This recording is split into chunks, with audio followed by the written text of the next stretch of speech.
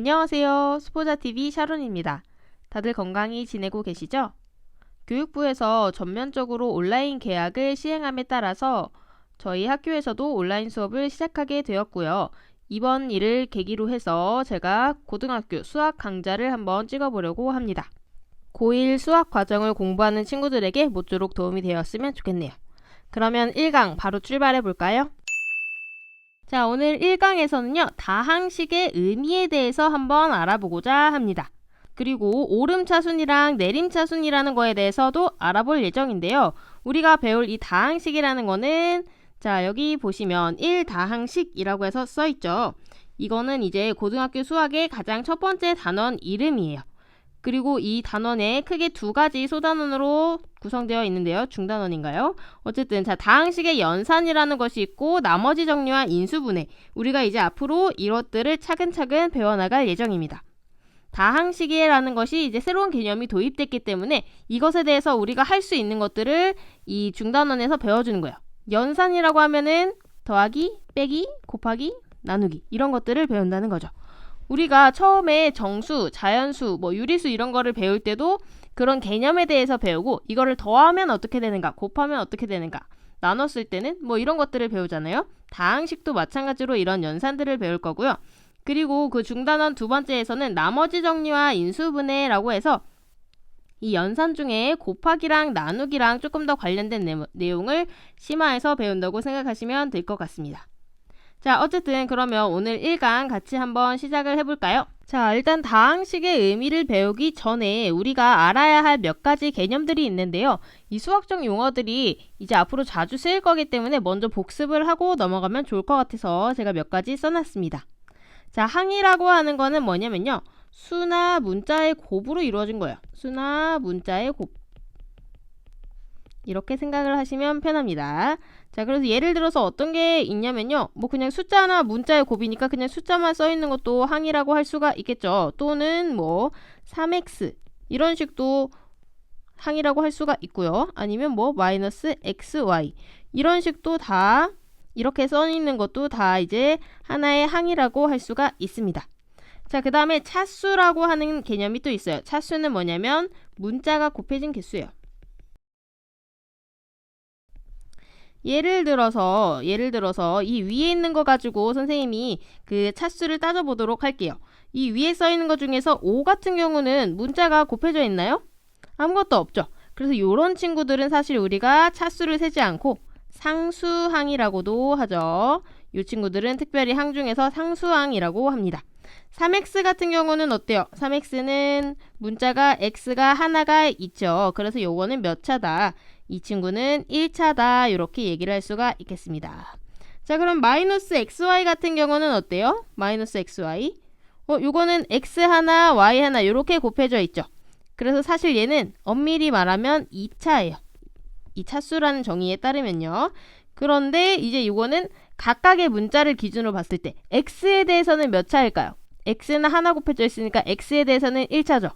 y에 대해서도 1차. 이런 식으로 각각의 문자의 기준으로 볼 수도 있고 그냥 이 차수의 개념으로 본다면 2차다. 이렇게 생각하시면 되겠습니다. 자, 맨 뒤에 있는 x세제곱도 봐야겠죠? x세제곱은 x가 어떻게 되어 있는 거예요? 이 친구의 의미는 x 곱하기 x라는 의미죠. 그럼 x가 몇 번? 이렇게 3개 곱해져 있기 때문에 얘는 몇 차다? 얘는 3차다. 이렇게 생각을 해주시면 되겠습니다.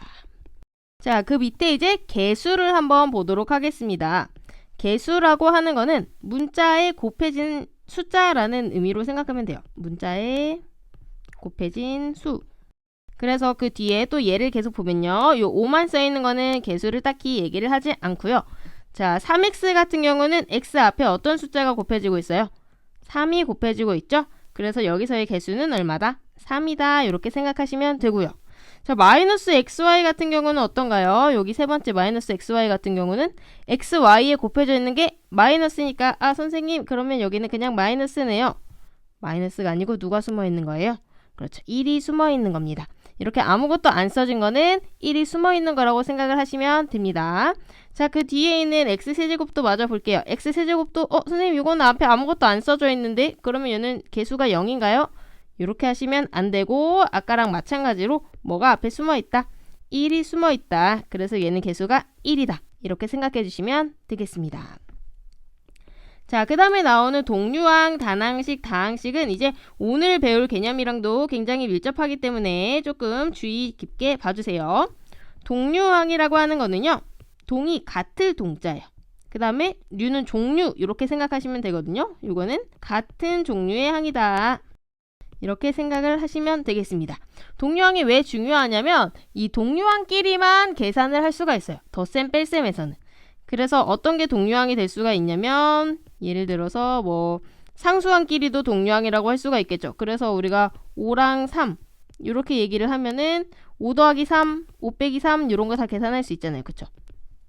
그리고 또 3x랑은 동류항이 되려면은 이 x가 똑같이 한 번만 곱해져 있어야 돼. 3x랑 동류항은 뭐 2x 이런 게 동류항이 될 수가 있겠죠. 그러면은 3x 더하기 2x 이런 것들을 계산할 수가 있어요. 5x다. 아니면 두 개를 빼주면 어떻게 되죠? 그냥 x다. 이런 식으로. 그러면 x세제곱, 2x 세제곱의 동류항은 어떻게 될까요? 이 앞에 있는 2는 상관이 없고요. 뒤에 x세제곱만 똑같이 있으면 돼요. 그래서 얘 동류항은 뭐 마이너스 x세제곱 이렇게 부호를 바꿔주셔도 된다. 이런 식으로 동류항 찾을 수 있겠죠. 마지막으로 하나만 더 써주면 뭐 x, y 제곱의 동류항은 똑같이 뭐 앞에다가 숫자만 붙이고 10xy 제곱 이런 식으로 같은 종류의 항도 여러분 잘 생각을 해주시면 되겠습니다. 선생님이 이렇게 조금 쉽게 설명하려고 같은 종류의 항이라고 했는데 원래 정확한 의미는 문자와 차수가 각각 같은 항이긴 해요. 문자와 차수가 각각 같은 항.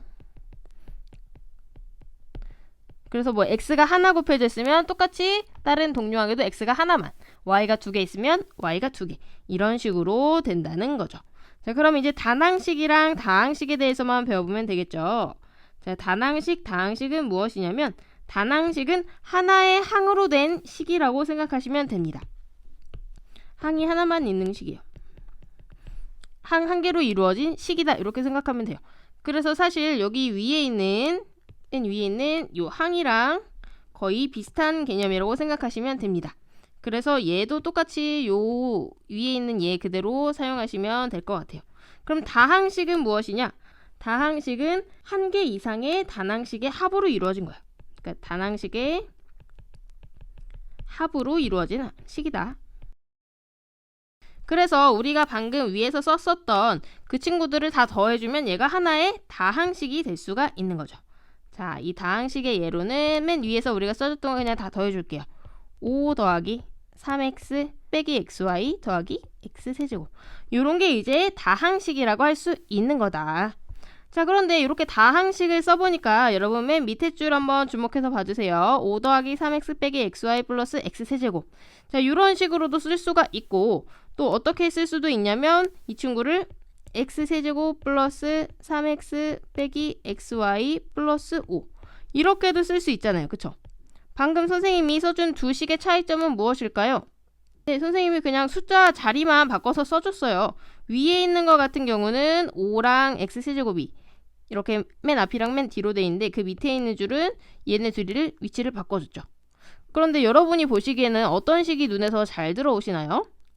저는 이제 수학을 많이 본 사람으로서는 이 밑에 있는 식이 사실 눈에 더 잘 들어오긴 하는데요.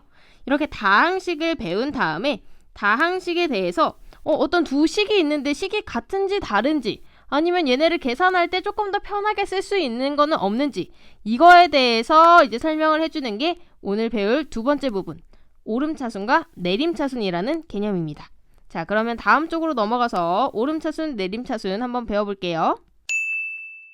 자, 여기 보시면 다항식의 정리 방법이라고 써있는 거 보이시죠? 방금 우리가 배운 다항식을 이제 눈에 보기 좋게 정리하는 방법이 크게 두 가지가 있는데요. 자, 여기 세 줄 한번 같이 읽어보도록 합시다. 다항식은 한 문자에 대하여 차수가 높은 항부터 낮은 항의 순서로 나타내는 네모가 있고 차수가 낮은 항부터 높은 항의 순서로 나타내는 네모가 있다. 이렇게 되어 있죠. 일단 첫 번째 줄 보시면요. 한 문자에 대하여 라고 써있죠. 그러니까 여기는 기준인 문자가 필요한 거예요. 아까도 위에 선생님이 예를 들어줄 때 어떤 문자들을 썼었어요? 뭐 x, y 이런 문자 썼었죠. 어떤 경우에는 이제 z도 들어가고 또 다른 게 들어갈 수도 있어요. 이거 중에서 이제 대표가 되는 우리가 기준으로 정할 문자를 하나 택한다는 거죠. 보통은 x를 택하기는 합니다. 자, 차수가 높은 항부터 낮은 항의 순서대로, 두 번째 줄 보니까 차수가 높은 것부터 낮은 항으로 어떻게 된대요? 순서대로 나타낸대요.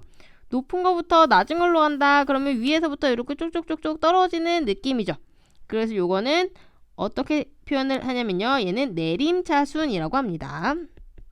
내림차순. 순서가 내려가는 순서다. 이런 느낌이에요. 자, 그러면은 낮은 항부터 높은 항의 순서로 간다. 그러면 밑에서부터 점점 이렇게 올라가는 느낌이죠. 그래서 이 친구는 이름이 오름차순이라고 합니다. 그러니까 차수가 순서가 점점 올라간다. 이런 느낌이에요. 근데 이렇게만 보면 잘 모르겠으니까 우리가 예시를 통해서 한번 알아봐야겠죠. 자, 얘는 제가 미리 준비를 해놨는데요. 자, 첫 번째 문제부터 같이 볼게요. 다항식이 하나가 주어졌죠. 이거를 여기가 안 써져 있죠. 자, 요거를 한번 같이 채우고 해볼 건데요. 기준 문자가 필요하다 그랬죠. x에 대한 내림차순으로 한번 정리를 해보도록 할게요. 자, 다항식을 x에 대해서 내림차순한다. 그랬으니까 이 다항식을 일단 한번 주목해서 보셔야겠죠. 다항식을 보고 기준인 x를 기준으로 차수가 몇 차인지 하나씩 써보도록 할게요. 자, 이 첫 번째 x세제곱 같은 경우는 x가 3번 곱해져 있는 거니까 차수가 3이죠. 자, 두 번째 2xy는 선생님 이거 xy 곱해져 있으니까 차수 2차 아닌가요? 했는데 우리는 지금 x 기준으로 보고 있어요. x 기준으로 x에는 하나밖에 없죠? 그리고 얘는 1차다 이렇게 써주시면 되겠습니다. 자, 세 번째 항은 마이너스 1이에요. 나중에 항 이렇게 옮기실 때 앞에 부호도 같이 옮기셔야 되거든요. 마이너스 1은 x가 있다 없다. x가 없으니까 상수항 빵차다 이렇게 써줄게요. 네 번째 항은 어때요? 네 번째 항은 x제곱인 거 보이시죠? x가 2개 있으니까 2차다. 그러면 내림차순이니까 누구부터 써줘야 돼? 이렇게 큰 거부터 3, 그 다음에 2, 1, 빵 이렇게 써주시면 되겠죠. 그럼 얘는 답을 어떻게 써주면 될까요? 그렇죠. 3부터 써주시면 3차인 거 x세제곱 써주시고 그 다음에 2차 써줘야겠죠. 부호도 조심해서 다 가져오셔야 돼요. 이렇게 마이너스 7x제곱 y 그 다음에 1차 플러스 2xy 마지막에 빵차 상수항 마이너스 1 이렇게 써주시면 되겠다. 자, 그 다음에 예제 2번도 같이 한번 볼게요. 다항식 또 하나 나왔고요. 뭐에 대해서 하라는 게 안 나와있죠. 이번에는 그렇죠. 선생님이 y에 대한 걸로 할 거라는 거 예상 가능하시죠? y에 대한 오름차순으로 정리하시오. 이렇게 한번 해볼게요. 자, 그러면은 여기서도 이제 이번에는 y를 기준으로 해서 몇 차인지 각각을 봐줘야 됩니다. 자, 이 식 한번 주목해서 보시고요. y 기준으로 각각 몇 차인지 한번 봅시다. 첫 번째 나와 있는 3x제곱 같은 경우는 어떤가요? 얘는 x에 대해서는 2차지만 y에 대해서는 몇 차예요? y가 아무것도 없죠. 그렇기 때문에 얘는 y에 대해서는 빵차다. 요거 조심해 주셔야 돼요. 그래서 기준이 굉장히 중요합니다. 자, 두 번째 마이너스 y 세제곱은 y 3개 곱해져 있는 거 보이시고요. 7은 어때요? y 없죠? x도 없고 요거는 완벽한 상수항입니다. 네 번째 2xy제곱은 y제곱 보이시죠? y에 대해서 2차다. 근데 이번에는 어떤 차순? 오름차순이다. 오름차순이면은 점점 올라가는 순서니까 작은 거부터 큰 걸로 이렇게 올라가는 순서로 써주시면 돼요. 그럼 뭐부터 써줄까요? 그렇죠. 빵부터 써줘야 돼요. 빵빵 먼저 써주고 그 다음에 2, 3 이렇게 써주시면 돼요. 이런 경우는 좀 특이하죠. 왜냐면 빵차가 2개가 있잖아요. 그 0차 y에 대해서는 상수항 취급당하는 게 2개가 있는데 이렇게 돼 있을 때는 딱히 구분 안 하고 여러분이 쓰고 싶은 거 먼저 써주시면 돼요. 3x제곱이랑 7 중에 누구 먼저 써주실래요? 그래도 일단 문자가 먼저 나와 있는 게 보기가 아무튼 편하긴 하겠죠? 그 다음에 오름차순이니까 어떤 거? 2차 항 써주시고요. 그리고 마지막에 3차 부호 잘 조심해서 이렇게 데려오셔서 써주시면 끝입니다. 자, 이렇게 해서 이번 첫 번째 강의에서는 내림차순과 오름차순 그리고 다항식의 의미에 대해서 간단하게 한번 배워봤습니다. 첫 번째 강의니까 조금 간단하게 가려고 했는데 여러분이 어떻게 잘 이해하셨는지 모르겠어요. 이 내용은 책에서 꼭 복습을 해보시기 바랍니다. 그럼 저는 다음 강의에서 뵙겠습니다. 안녕.